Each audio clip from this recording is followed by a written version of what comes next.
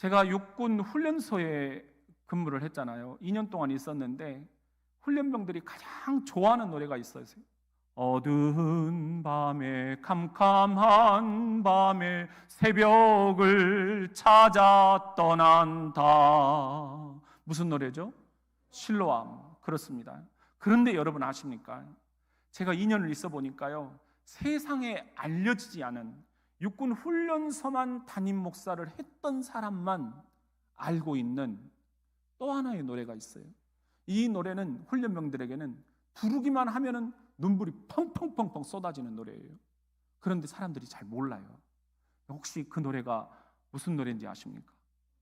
이 노래인데요, 힘들고 지쳐 낭망하고 넘어져 일어날 힘 전혀 없을 때 조용히 다가와 손잡아 주시며 나에게 말씀하시니, 나에게 실망하여 내 자신 연약해 고통 중에 눈물 흘릴 때 어자국 난 그 손길 눈물 닦아주시며 나에게 말씀하시니, 너는 내 아들이라 오늘날 내가 너를 낳았도다.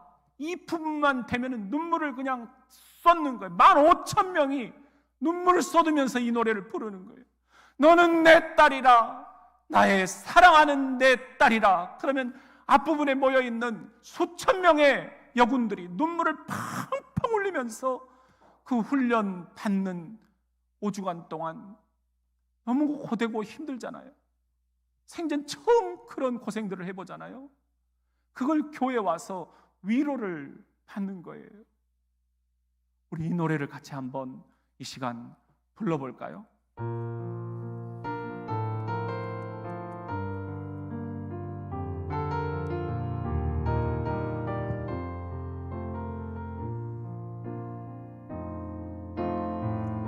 힘들고 지쳐 낭망하고 넘어져 일어날 힘 전혀 없을 때에 조용히 다가와 손잡아 주시며 나에게 말씀하시네. 나에게 실망하며 내 자신 연약해 고통 속에 눈물 흘릴 때에 자국 난 그 손길 눈물 닦아주시며 나에게 말씀하시네. 너는 내 아들이라, 너는 내 아들이라 오늘날 내가 너를 낳았도다. 너는 내 아들이라, 나의 사랑하는 너는 내 딸이라. 너는 내 딸이라 오늘날 내가 너를 낳았도다. 너는 내 딸이라, 너는 내 딸이라 나의 사랑하는 내 딸이라.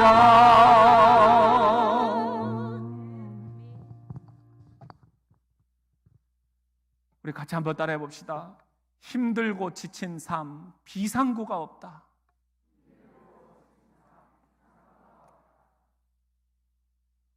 사랑하는 성도 여러분, 힘들고 지친 삶, 젊은 훈련병들 뿐이겠습니까? 비상구가 보이지 않습니다. 이번에 이태원 그 참혹한 사건을 저희들이 목도하면서도 느끼는 게 뭡니까? 설마 이 좁은 골목에서 그렇게 많은 희생자가 생길 수 있는가? 비상구가 하나도 없었다는 이야기인가? 그런데 현대인의 삶 자체가 이렇게 지금 힘들고 지칩니다. 바쁜 일상, 뭐가 그렇게 바쁘고 바쁜지, 그런데 묘하게 그 속에서 느끼는 권태로움, 여러분 느끼지 않으세요? 지루한 거예요. 인생이 반복적인 삶이 너무너무 지루한 거예요. 그리고 소통의 단절, 이렇게 단절이 되어 있을 수가 있었을까? 내가 왜 이런 걸 몰랐을까?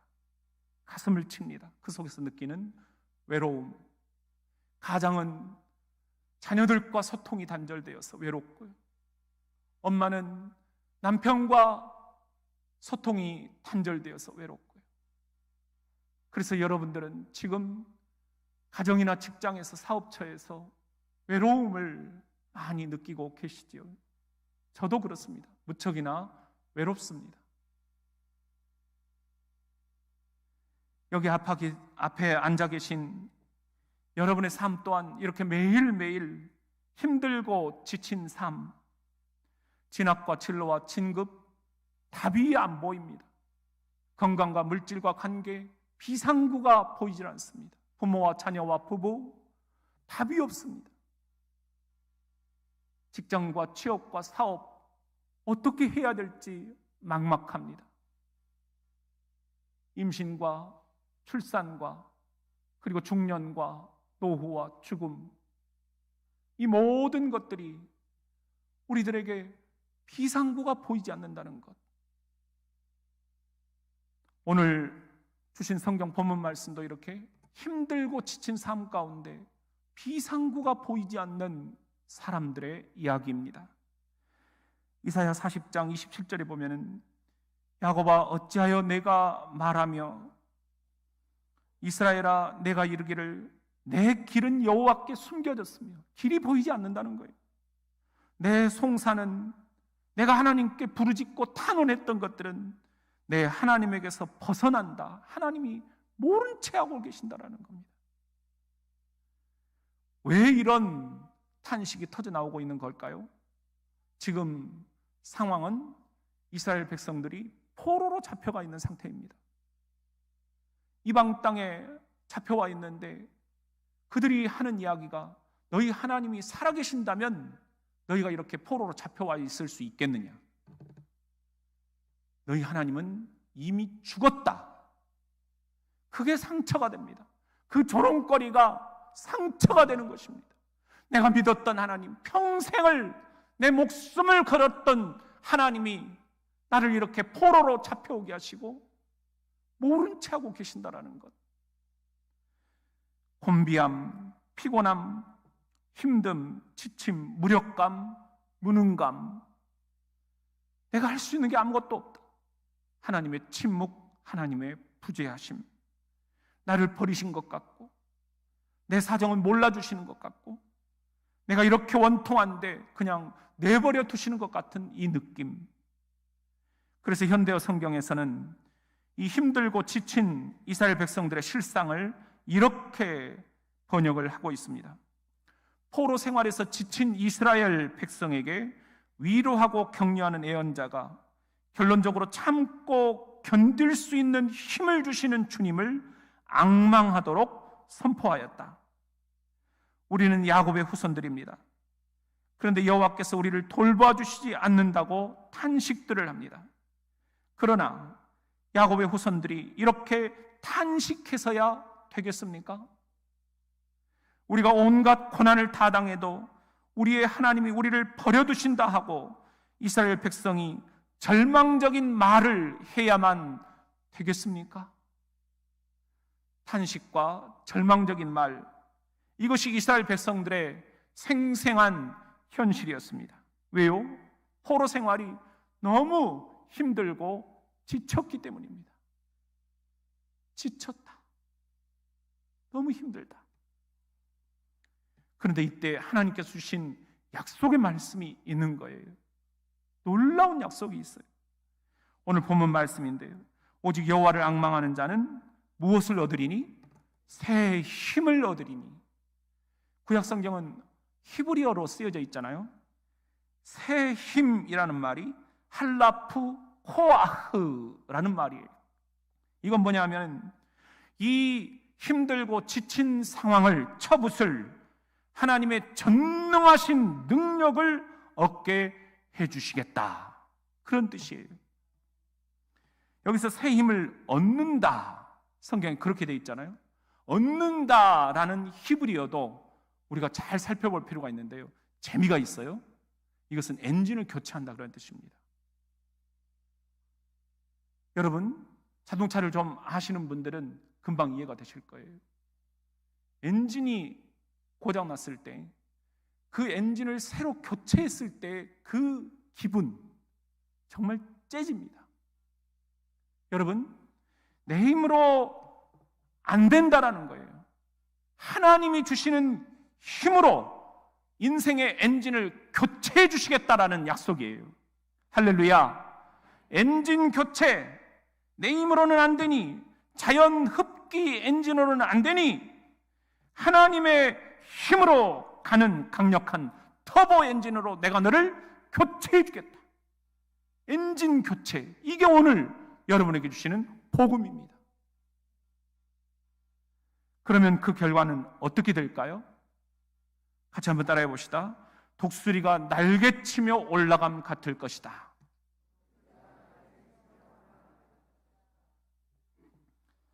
오늘 본문 보면은 오직 여호와를 앙망하는 자는 새 힘을 얻으리니 독수리가 날개치며 올라감 같을 것이요. 하나님이 새 힘을 주시면 우리가 독수리가 된다는 거예요. 그래서 창공을 비상하는 독수리처럼 치솟아 오르게 될 것이라는 거예요. 이게 복음입니다. 창공을 향하여 보십시오. 저 비상하는 독수리를 이렇게 만들어 주시겠다는 겁니다, 여러분을. 할렐루야! 지구상의 독수리는 몇 종류나 될까요? 48종입니다. 그런데 여러분들 아십니까? 독수리는 아무도 침범할 수 없는 바위산 높은 곳에다 둥지를 트는데요, 그 둥지의 무게가 얼마나 될까요? 무려 2톤입니다. 여러분들 1톤 트럭 가지고 계시잖아요. 요거 2대를 놓는 그 무게, 이게 독수리의 둥지입니다. 그리고 독수리는 하늘에서 급강하해가지고 먹이를 먹잖아요. 이때 급강하 속도가 어느 정도일까요? 시속 180km입니다. 제가 미국에 갔을 때 형님이 자동차 세일즈를 하고 계셨어요. 그래서 시카고에 계셨는데 밀워키에 한번 놀러 가자 그러시더라고요. 그러면서 벤츠를 저한테 딱 주시면서 몰아보라고 그러시는 거예요. 저 한 번도 안 몰아봤어요. 벤츠는 괜찮아, 나는 맨날 타고 다녀. 근데요, 이 고속도로에서 살짝 눌렀는데 230이에요. 이래도 되는 거예요? 여기 미국이야. 여러분, 그리고는 미로케 가가지고 박찬호랑 악수하고 왔어요. 미로케에서 박찬호가 야구 시합을 하고 있는데 그 매니저를 형님이 아셔가지고 연결을 저를 해주신 거예요. 얼마나 이 악수하는 악력이 세든지 내가 깜짝 놀랐어요. 근데 정말 자기 관리를 잘하더라고요. 그냥 딱 저랑 음료수 한 잔 마시고는 내일 시합이 있어서 가보겠습니다 하면서 딱 하더라고요. 역시 그때 경험했던 그 벤츠의 230km, 여러분, 독수리가 이 정도의 시속 180km로 강화해가지고 먹이를 낚아챈다라는 것입니다. 그리고 독수리의 인생 반경은 90km입니다. 90km를 조망을 하면서 먹잇감을 노려보고 있는 거예요. 이게 독수리입니다. 우리는 이런 독수리가 돼야 된다라는 것, 참새가 돼서는 안 된다라는 것, 내가 그렇게 독수리에 날개치며 올라감같이 해줄 것이다, 엔진을 강력 터보 엔진으로 바꿔줄 것이다, 이것이 하나님의 약속의 말씀, 오늘 주시는 복음입니다. 장모님.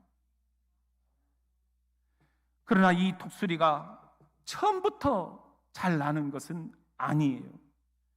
독수리가 하늘 높이 날기 위해서는 두 날개에 힘이 필요합니다. 그러겠죠? 그런데 여기에는 훈련 방법이 있습니다. 잘 아시듯이 어미 독수리가 이렇게 새끼 독수리를 업고는 하늘 꼭대기까지 오르고 올라서 거기서 갑자기 새끼를 갖다가 떨어뜨려 버리는 거예요. 그러면 새끼가 푸드덕푸덕거리면서 땅에 닿을 쯤 됐을 때 어미 독수리가 가가지고 날개죽지로 밑에서 쫙 받아주는 거예요. 그렇게 사는 거예요. 근데 그게 끝이 아니에요. 다시 또 새끼를 얻고 하늘 꼭대기로 올라가서 또 떨어뜨리는 거예요. 왜? 새끼의 두 날개의 힘을 키우기 위해서입니다. 근데 여러분, 여기 복음이 있어요. 성경에 보면은 하나님이 독수리고요, 우리를 이렇게 날개 훈련을 시키신다라고 하는 본문이 나와요. 신명기 32장 11절인데요. 독수리는, 하나님은 새끼들을, 저와 여러분을 어디에서요? 둥지에서 떨어뜨리신다는 거예요. 훈련이에요. 스스로 나는 것을 가르치신다는 거예요. 그런데 복음은 뭐냐? 독수리이신 하나님은 항상 새끼들, 저와 여러분 위에서 뭐하고? 감시하고, 다른 새들이 와서 처먹나요? 지쳐서 떨어지는 새끼가 없나? 보신다는 거예요. 그래서 우리가 땅바닥에 떨어져서 죽을 때쯤 되면은 그 목숨을 건져주시기 위해서 그 밑으로 뭘? 날개죽지를 펴 받아서 안전하게 다시 둥지에 내려놓는다. 이게 복음임을 믿으시면 아멘. 어려운 환경에 빠뜨림으로써 벼랑에서 떨어지는 경험을 하게 하시는 우리 하나님, 저는 그 하나님이 너무 이해가 안 됐어요. 안 그래도 살기 힘든데 저 시골 땅 끝에서 그래도 살아보겠다고 올라왔는데 내 여동생들 다 데리고 자취하면서 교회 사택에서 살고 있는데 뭐 하나 달라지는 게 없어요. 군목이라고 들어갔는데 군목 들어가면 그래도 성실하게만 하면 진급이 되겠지 하면서 24년을 버틴 거예요. 근데 마지막은 실패로 끝나고 말았어요. 그리고 이 교회를 왔습니다.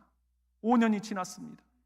뭔가 해보려고 마음을 잔뜩 먹고 꿈을 가득 갖고 왔는데 벌써 3년이 코로나입니다.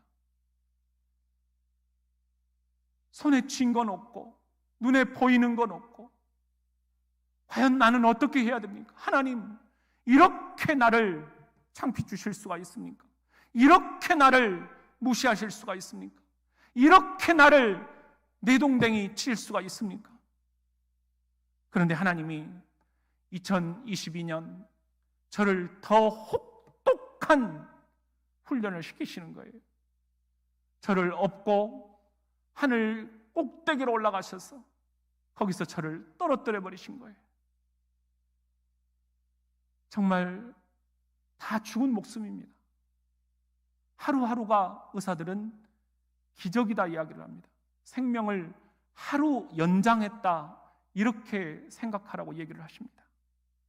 여러분, 이 혹독한 훈련의 과정을 통해서 제가 깨달은 게 있습니다. 이 목숨을 내놓는 훈련을 거치지 않고서는 내가 저 높은 하늘을 비상할 수 있는 이 튼튼한 두 날개를 가질 수가 없다라는 것. 믿으십니까? 그런데 문제는 독수리는 두 날개의 힘만으로 날지 않는다는 거예요.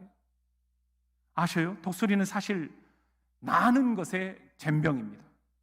왜냐하면요, 독수리의 날개가 한번 펴지면 1.5m예요. 긴 것은 2m예요. 이 날개를 가지고 어떻게 쉽게 날 수가 있겠습니까? 나는 것하고 독수리하고는 사실 아주 극과 극입니다. 그런 까닭에 독수리는 자기 날갯짓 대신에 공기의 흐름을 탑니다. 하늘로 올라가는 방법을 사용을 합니다. 우리가 잘 아시죠? 태양열이 땅에 비치면 공기가 따뜻해지고 이 따뜻한 공기가 어디로 올라가요? 하늘 위로 올라갑니다. 이 과정에서 형성되는 기류가 있는데요, 상승 온난 기류입니다. 독수리는 이 상승 온난 기류를 찾아 들어가는 거예요, 일부러. 그래서 내 힘으로 날지 않고 저 상승 기류에 들어가서 하나님이 주시는 힘으로 저렇게 날고 있는 것입니다. 저 독수리에게 박수. 왜 박수냐? 바로 저 독수리가 여러분이기 때문입니다. 저 독수리가 저이기 때문입니다. 내 힘으로는 날 수 없기 때문에 하나님이 주시는 상승 온난 기류를 찾아 들어가서 지금 날고 있는 것입니다. 여기서 중요한 게 있는데요, 상승 온난 기류가 어디쯤에 있는지 영적으로 분별하는 것입니다. 지금 저와 여러분에게 필요한 것은 지치고 힘든 삶, 내 힘으로는 안 되니 하나님이 주시는 상승 온난 기류가 어디 쪽에 흐르고 있는가 영적으로 분별하고 그 기류를 타는 것입니다. 할렐루야. 이게 복음입니다. 또 하나 신기한 게 있는데요, 독수리는 강풍을 타고 난다는 것입니다. 여러분들 아십니까? 이 독수리 보세요. 폭풍우가 몰아치는데 두려워하지 않습니다. 오히려 폭풍우 앞에서 꽉 자세를 잡고 팍 튀어오릅니다. 이게 독수리입니다. 할렐루야. 이 독수리에게도 박수. 왜 박수냐? 저 강풍을 타는 독수리가 여러분이기 때문입니다. 이게 신자의 모습이라는 거예요. 우리 그리스도인은 참새 짹짹이 아니에요. 따라합시다. 참새 짹짹. 그것은 그리스도인이 아니에요. 저 상승 온난 기류를 타는 독수리가 여러분의 모습이고, 저 강풍을 두려워하지 않고 선영하는 독수리가 여러분의 모습이기 때문입니다. 오늘 본문 말씀도 바로 그런 의미예요. 강풍을 타야 더 빨리, 더 멀리, 더 높이 날 수가 있다. 31절 말씀을 현대어 성경으로 이렇게 번역을 해놓고 있는데요, 놀랍습니다. 오랫동안 여호와를 믿고 기다리는 사람은 언제나 다시 새 힘을 얻어서 마치 뭘 타고? 강풍을 타고. 말씀이 여기에 그대로 번역이 되어 있어요. 놀랍지 않습니까? 마치 강풍을 타고 창공으로 치솟아오르는 독수리처럼 그들도 하나님의 영에게 이끌려 뭐 할 것이다? 올라갈 것이다. 이게 여러분의 모습이라는 거예요. 그들은 뛰고 달려도 피곤할 줄을 모르며 아무리 먼 길을 걸어도 쓰러지지 않을 것입니다. 그러기에 여러분에게 필요한 게 있습니다. 한번 따라합시다. 독수리의 기본 자세를 배워라.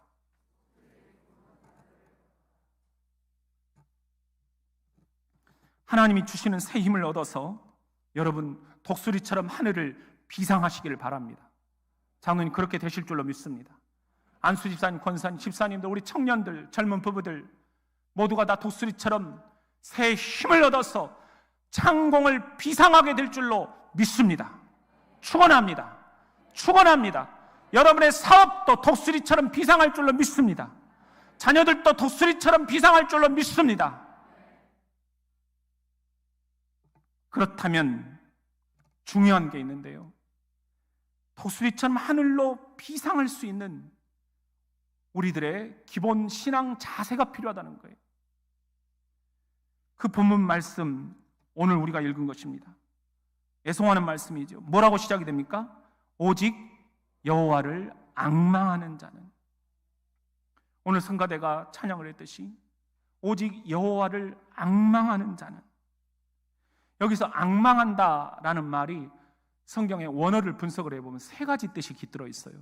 참고하시기 바랍니다. 첫 번째, 여호와를 앙망한다라는 뜻은요, 주님을 소망으로 삼는다, 그런 뜻이 한번 말씀을 드린 적이 있어요.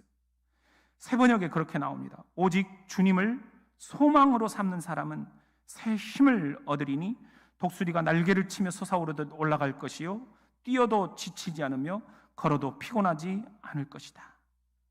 또 하나 여호와를 앙망한다는 두 번째 뜻은요, 야훼, 여호와라는 말이죠.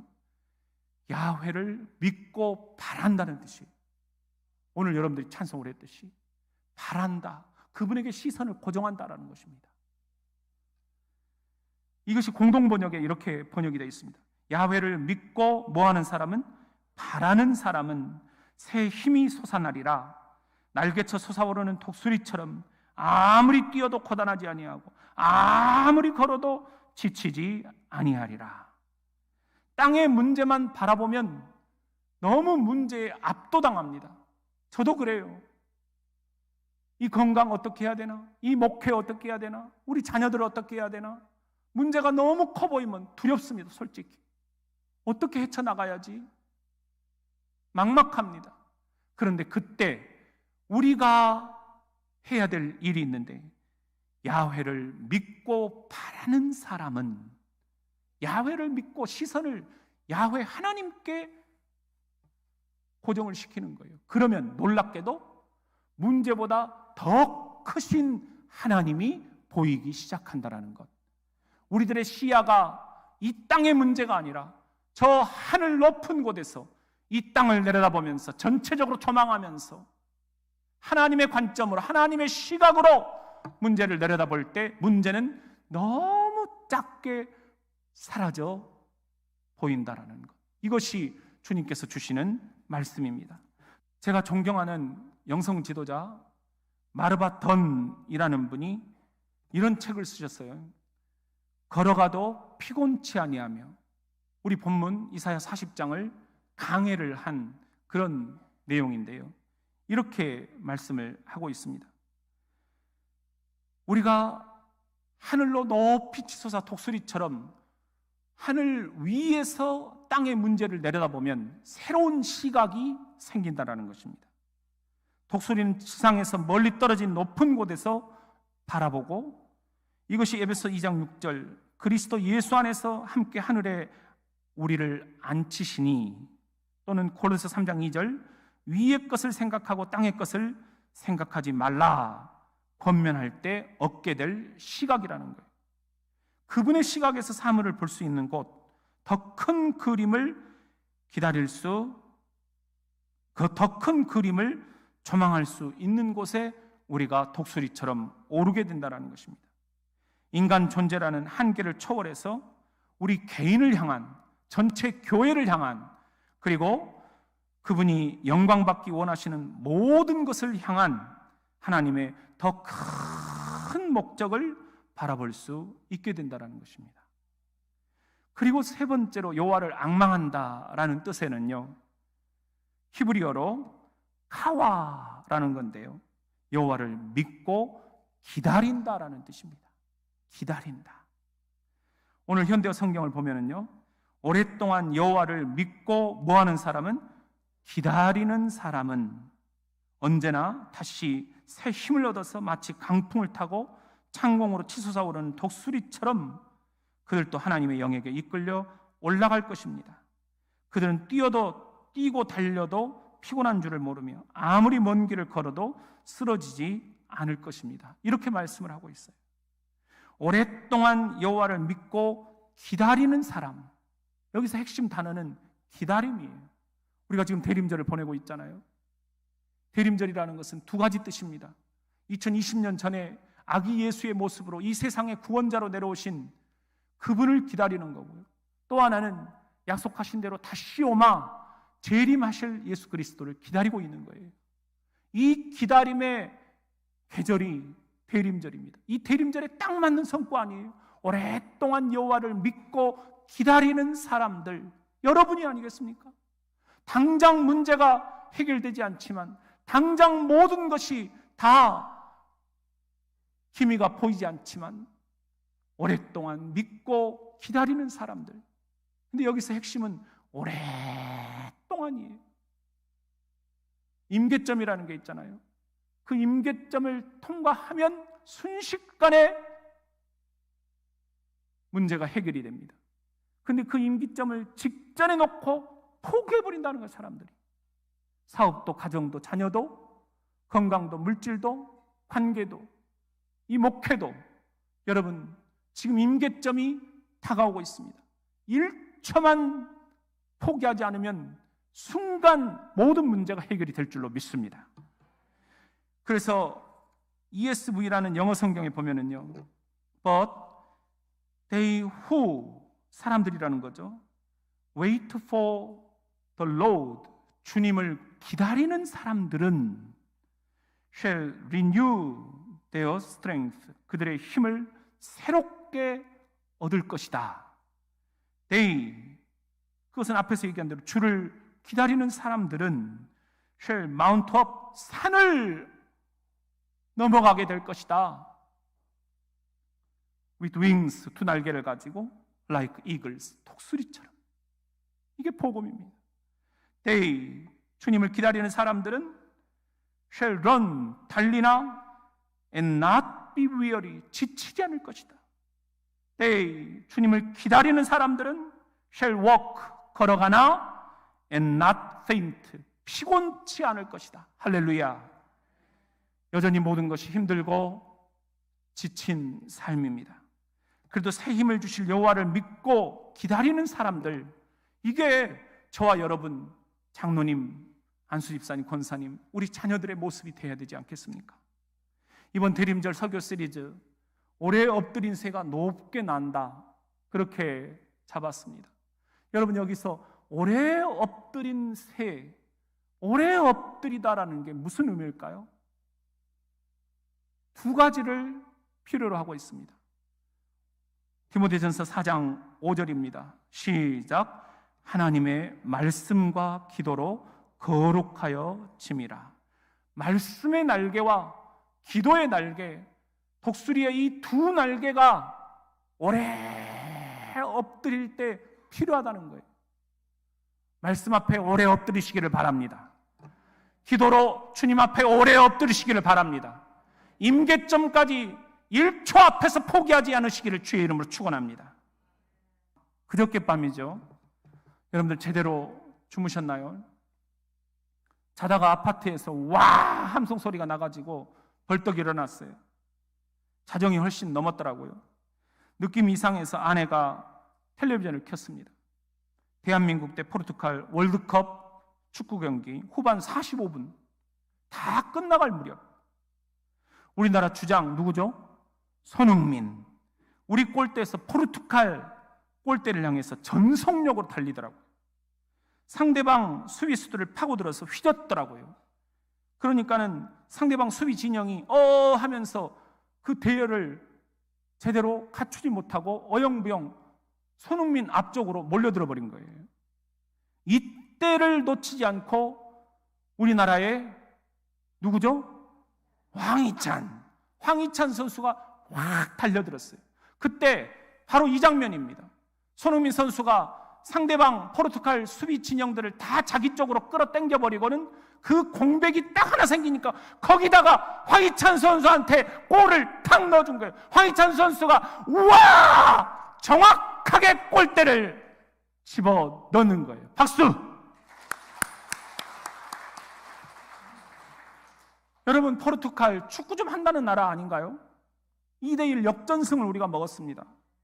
세계 16강 진출을 했습니다.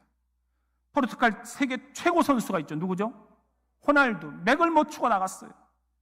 해설자의 흥분된 말, 이제 우리나라도 우리 축구를 할 줄 압니다.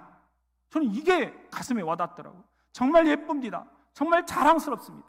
그동안은 다른 축구 잘하는 나라들이 우리나라를 좀 봐주면 우리가 조금 올라가고 이랬다는 거예요. 근데 지금은 남들이 안 봐줘도 우리가 거뜬히 우리 축구를 구사할 줄 안다. 야, 참새 짹짹이 아니라 여러분 독수리처럼 저 창공을 날 수 있도록 우리도 이제 우리들의 신앙의 기본 자세를 갖추고 기도로 말씀으로 하늘을 나는 그런 때가 된 것이 아니겠습니까? 여러분, 손흥민 승리의 인터뷰, 제 가슴이 뛰었습니다. 16강에 올라가기 위해서 지난 몇 년? 12년을 기다렸다는 거예요. 제가 주장으로서 부족함이 많았는데도, 저는 이 말이 제가 담임 목사로서 부족함이 많았는데도 이렇게 들렸어요. 선수들이 그 부족함을 메워주었습니다. 저는 이 말이 장로님들이 그 부족함을 메워주었습니다. 지난 5년간 모든 공을 선수들에게 돌립니다. 손흥민의 이 말이 모든 공을 장로님들에게 돌립니다. 우리 성도들에게 돌립니다. 저는 이렇게 다가왔습니다. 주장으로서 얼마나 마음이 탔을까? 주장으로서 얼마나 그 부담감이 컸을까? 그러나 손흥민은 해냈습니다. 지난 12년 오래 엎드리며 독수리의 두 날개를 갈고 닦은 손흥민, 그리고 그저께 밤 마침내 우리는 보았습니다. 오래 엎드린 새가 높이 높이 나는 것을.